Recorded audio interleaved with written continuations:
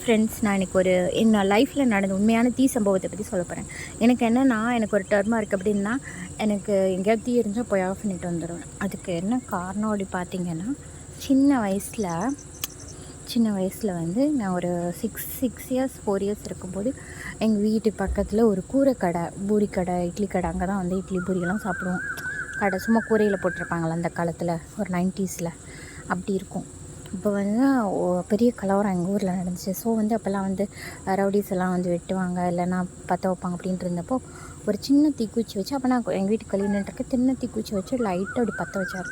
உடனே ஐயோ பற்ற வைக்கிறாங்க அப்படின்னு என் பக்கத்தில் இருக்க ஒரு பாட்டிகிட்ட பாட்டி சொன்னாங்க, ஸோ அப்படிலாம் சொல்லக்கூடாது அப்படின்ட்டாங்க, அமைதியாட்ட சொல்லாது. ஆனால் எங்கள் வீட்டுக்குள்ளே போய் எங்கள் அம்மாட்ட சொல்லிட்டு வர்றதுக்குள்ளே அந்த தீ பயங்கர மலைமலைன்னு எரிஞ்சு, அந்த கூரை கடை எரிஞ்சு, அது மேலே இருக்க போஸ்ட் மரம் எரிஞ்சு ஃபுல்லாக எல்லாருக்கும் பயங்கரமாக ஆயிடுச்சு. அதுலேருந்து எங்கே தீ இருந்தாலும் அதை ஆஃப் பண்ணணும் ட்ரை பண்ணுவேங்க.